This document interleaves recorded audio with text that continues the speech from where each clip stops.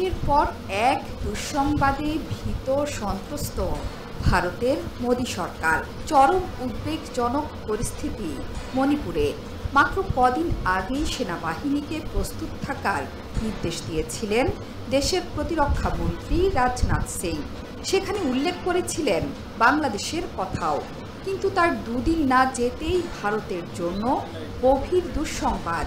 সেই নির্দেশনার নেপথ্যে কী হচ্ছে সেটি প্রকাশ করে দিল ভারতীয় গণমাধ্যম আনন্দবাজার।